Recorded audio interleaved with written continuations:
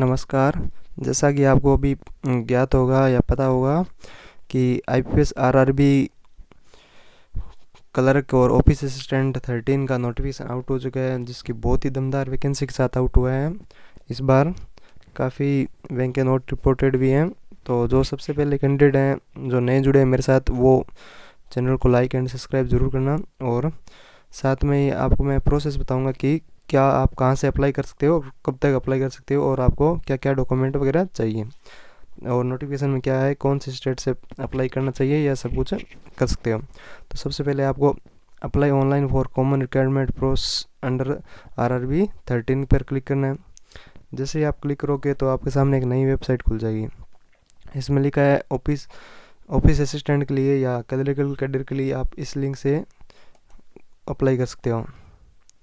और ये आपके सामने लिंक जाएगी, आपको यहाँ पर क्लिक है टू न्यू रजिस्ट्रेशन पर क्लिक करना है। तो आप ऑफिस असिस्टेंट के लिए आप अप्लाई कर सकते हैं, जिसकी डेटें सब मैं आपको बताऊंगा। और ये है apply for requirement officers scale 1, 2 and 3, यानी पीओ के लिए आप यहाँ से अप्लाई कर सकते हैं। तो अब मैं बात करता हूँ नोटिफिकेशन की। तो चलिए हम नोटिफिकेशन पर देखते हैं कि क्या कौन से स्टेट से कितनी वैकेंसी आई है। तो इस बार खूब वैकेंसी आई है। तो सबसे पहले हम बात करते हैं डेट्स की। तो ये टेंटेटिव डेट्स हैं। तो रजिस्ट्रेशन है जो आज की डेट से चालू हो गया है और 27/6 तक रजिस्ट्रेशन भरे जाएंगे। और फीस पेमेंट का वो भी सेम ही रहता है इनका।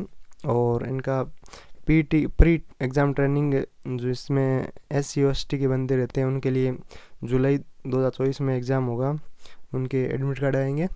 और इनका एग्ज़ाम है वो 22/7 से लेकर 27/7 तक हुआ। जो मेन एग्ज़ाम होता है ना प्रीलिम्स एग्ज़ाम का, वो अगस्त के अंदर है। इसमें जुलाई अगस्त दे रखा है, लेकिन उसकी ये कॉल लेटर डाउनलोड करने के लिए जुलाई अगस्त दे रखा है इन्होंने। बाकी एग्ज़ाम है जो 3 अगस्त को अपने को फिक्स है, पता है कि होगा। इसका पीओ का पहले होगा, फिर क्लरिकल कैडर का होगा। तो रिज़ल्ट भी अगस्त में ही आ जाएगा। फिर इन्होंने सितंबर में या अक्टूबर में मेन एग्ज़ाम दे रखा है, तो इन्होंने सितंबर की डेट दे रखी है एग्ज़ाम की, मेन की। फिर ये डिक्लेरेशन दे रखा है फर्स्ट, सेकंड एंड थर्ड का, मेंस का रिज़ल्ट का। और फाइनल रिज़ल्ट है जो 1 जनवरी को आता है, ये आपको पता है 2025 को। तो ये डेटें जो आप देख लेना। अब हम चलते हैं आगे कि क्या एलिजिबिलिटी क्राइटेरिया इस बार कोई चेंज किया है या नहीं किया है। तो ग्रुप ए में वही है, प्री मेंस और 2 फेज़ में एग्ज़ाम होंगे। पहला प्रीलिम्स होगा, फिर मेंस एग्जामिनेशन होगा।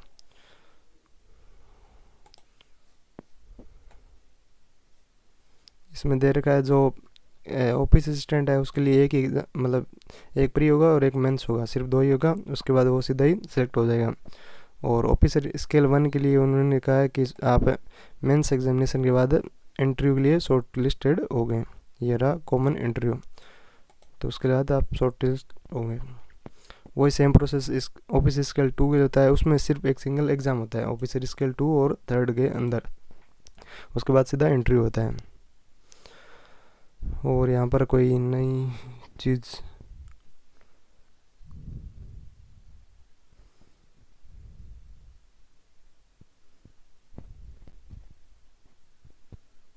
और इन्होंने ये देखो अब की बार नया चेंज कर दिया है। क्या आपको एक ही अलॉटेड होगी, one of the RRB keeping in view merit cum preference, यानी state wise for officers and scale 1 and office assistant, यानी दोनों में से एक ही होगा। ये पिछली बार नहीं हुआ था, इस बार शायद तो हो सकता है कि ये लागू कर दे नियम कि आपको पीओ और क्लर्क में से एक ही चूज़ करने मिले पोस्ट। और इन्होंने कुछ नहीं कहा है नीचे। ये इन्होंने दे रखा है कि कौन कौन सी बैंकें पार्टिसिपेट करी है, उनके लिए कौन सी लैंग्वेज है। ये आप लैंग्वेज का जरूर ध्यान रखना। जिस स्टेट से आप अप्लाई कर रहे हो ना, उसी में एग्ज़ाम होगा आपका। यानी जैसे आपने मान लो राजस्थान के और आपने गुजरात से अप्लाई कर दिया, तो आपका एग्ज़ाम गुजरात में ही होगा, ये बात ध्यान रखना। और आपको गुजराती लैंग्वेज भी आनी चाहिए। तो ये खासकर ध्यान रखना आप कौन सी बैंक में कौन सी लैंग्वेज मांगी है। ये सारे लैंग्वेज है। 43 आरआरबी है जो पार्टिसिपेट कर रही है इस बार। और ये है क्राइटेरिया कि कौन सी पोस्ट के लिए कितना एज होना चाहिए, यानी ऑफिस असिस्टेंट के लिए 18 से 28 साल रखा है इन्होंने, और ऑफिसर स्केल 1 के लिए 18 से 30 साल रखा है इन्होंने, ऑफिस स्केल 2 के लिए 21 से 32 साल। इसका आरआरबी का ये कि बढ़िया नियम है कि 18 साल का बंदा ही इसमें पेपर दे सकता है, उसके लिए ग्रेजुएशन होना ज़रूरी है। और ये छूट दे रखी है कौन से कैटेगरी में कितनी छूट मिलेगी, या आप नोटिफिकेशन में देख लेना, मैं नोटिफिकेशन डिस्क्रिप्शन में लगा दूंगा।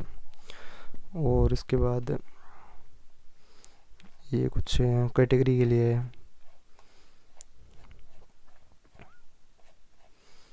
आगे चलते हैं, हम सीधा पोस्टें देखते हैं स्टेट से कितनी पोस्टें आई हैं। और ये है कि आपको क्या क्या चाहिए, मतलब एजुकेशन क्वालिफिकेशन मांगी है, तो ऑफिस असिस्टेंट के लिए बैचलर डिग्री होनी चाहिए, एनी डिसिप्लिन किसी में भी हो सकती है, तो आपको लोकल लैंग्वेज भी आनी चाहिए जिस स्टेट से आप भर रहे हो, और plus working knowledge of computer, आपके पास कंप्यूटर नॉलेज होना चाहिए, सर्टिफिकेट हो या ना हो कोई दिक्कत नहीं है, बस आपको नॉलेज होना चाहिए। और ऑफिस के लिए जिसको असिस्टेंट मैनेजर उसके लिए भी बैचलर डिग्री होनी चाहिए। ये प्रेफरेंस देते हैं कि अगर किसी के पास एग्रीकल्चर से या हॉर्टिकल्चर से वेटरनरी साइंस से इसमें कुछ किया तो उसको थोड़ा सा प्रेफरेंस देते हैं अकाउंटेंसी में। स्केल 2 के लिए भी ये आप देख सकते हो क्राइटेरिया।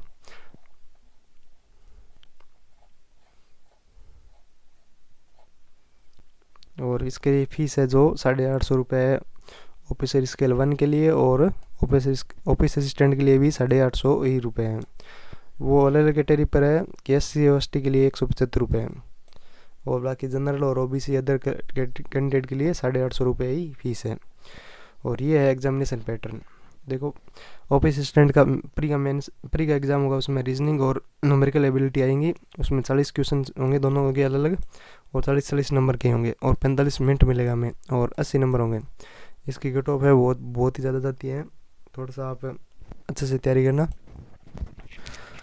अलग अलग स्टेट की अलग अलग कट ऑफ जाती है, वो आप देख लेना कि किस स्टेट से हमें अप्लाई करना चाहिए। फिर ऑफिसर स्केल 1 के लिए भी सेम ही है, 40 क्वेश्चन आते हैं रीजनिंग के, 40 क्वेश्चन आते हैं क्वांटिटेटिव एप्टीट्यूड, और 45 मिनट मिलते हैं इसमें भी, और 80 क्वेश्चन होते हैं। इसकी कट ऑफ थोड़ी कम जाती है। फिर देखते हैं हमें ये मेंस का है, आप देख लेना कि मेंस में क्या क्या सिलेबस है। मैं 1 मिनट पॉज कर रहा हूँ। ये ऑफिस असिस्टेंट के लिए 2 घंटे मिलते हैं, जिसमें 40 क्वेश्चन होते हैं सारे में, जबकि कंप्यूटर है वो 20 नंबर का होता है, और रीजनिंग और मैथमेटिक्स है वो 50 नंबर के होते हैं, यानी न्यूमेरिकल एबिलिटी 200 का होता है, 2 घंटे टाइम मिलता है। और ऑफिसर स्केल 1 में भी सेम ही होता है। ऑफिसर स्केल 1 या PO जिसको बोलते हैं, PO में क्या है इंटरव्यू भी होगा। और ये हर स्टेट की लैंग्वेज दे रखी है, कौन से स्टेट से आप भर रहे हो तो उसमें कौन से स्टेट में पेपर होता है। ये सिंगल एग्जामिनेशन है 1 2 3 के लिए। वीडियो लंबा हो जाएगा इसलिए मैं जल्दी कर रहा हूँ थोड़ा सा।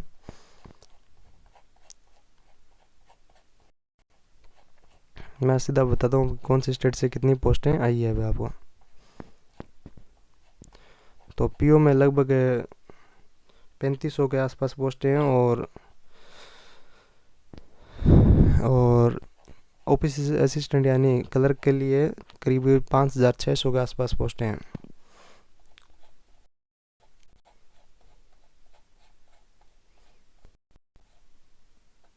ये रही जिसका हमें इंतजार था पोस्टें।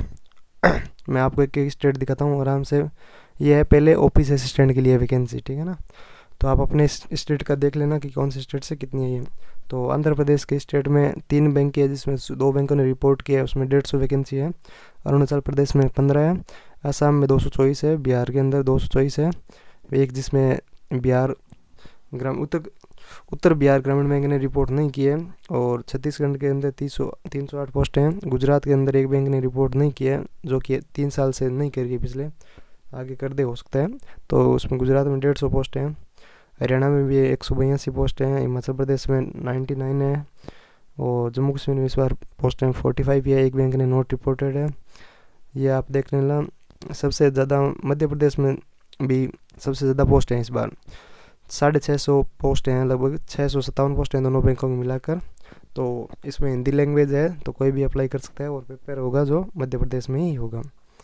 आगे इस बार हाईएस्ट पोस्टें हैं राजस्थान, सेकंड हाईएस्ट पोस्टें, थर्ड हाईएस्ट बोल सकते हैं, उससे ज़्यादा तो गुजरात यूपी के अंदर है, क्योंकि यूपी के अंदर भी 3 बैंक है, जिसमें से 2 बैंकों में आर्यावर्त और प्रथम ग्रामीण बैंक की भी खूब सारी पोस्टें हैं, ये देखो। और राजस्थान के अंदर आरएमजीबी ने अभी की बार बहुत ही ज़्यादा पोस्टें दी हैं, 450, जो कभी देता ही नहीं इतनी। और जो क्षेत्रीय बड़ौदा ग्रामीण बैंक भी दे देता तो बहुत ज़्यादा इस बार बच्चों के सिलेक्शन होते।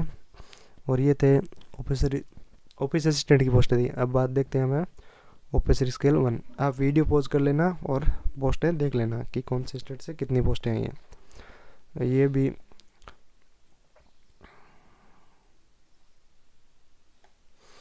और ये है ऑफिस पीयू के लिए पोस्टें कितनी हैं, तो ऑफिसर स्केल 1 बोलते हैं इसके लिए है। तो आप ये देख लेना, गुजरात से आई है, अब की बार बहुत ही कम है, 70 पोस्टें ही हैं। और सबसे हाईएस्ट पोस्ट इसमें मध्य प्रदेश में भी काफ़ी है, 271 पोस्टें टोटल, 2 बैंक हैं, दोनों बैंकों में मिलाकर। और फिर पंजाब के अंदर बहुत ज़्यादा है, इस बार 207 पोस्टें हैं। और राजस्थान के अंदर भी 200 पोस्टें हैं। और यूपी के अंदर इस बार 2 बैंकों ने मिलकर पोस्ट किया है, 282 पोस्टें हैं, बहुत ही बढ़िया पोस्टें हैं। और वेस्ट बंगाल के अंदर भी 220 पोस्टें हैं। तो इस बार ऑफिसर की थोड़ी सी मान सकते हैं कि थोड़ी सी कम आई है ऑफिसर कैडर की, जबकि ऑफिस असिस्टेंट कैडर की बहुत ही ज़्यादा पोस्टें आती नहीं है, बहुत ही आप आती है पोस्टें इससे। आप एक बार देख लेना, मैं दोबारा ये बताता हूँ आपको पोस्टें। ऑफिस असिस्टेंट की है, आप वीडियो पॉज कर लेना अपने हिसाब से, धीरे धीरे मैं धीरे धीरे दिखा रहा हूँ। नहीं तो मैं आपको डिस्क्रिप्शन में लगा दूंगा पीडीएफ की लिंक, तो आप वहाँ से भी डाउनलोड। ये ऑफिस स्केल 2 और 3 की है, जो अपने काम की नहीं है, वो उन कैंडिडेट के लिए है जो एक्सपीरियंस हो 2-3 साल का, या किसी अकाउंट में कर रखा हो या स्पेशल कर रखा हो, उनके लिए, ये लोग के लिए हैं। तो ये ट्रेजरी वाले मैनेजर के लिए हैं। तो अपने जो फ्रेशर के लिए सिर्फ ऑफिस असिस्टेंट और ऑफिस स्केल 1 ही पोस्टें होती हैं।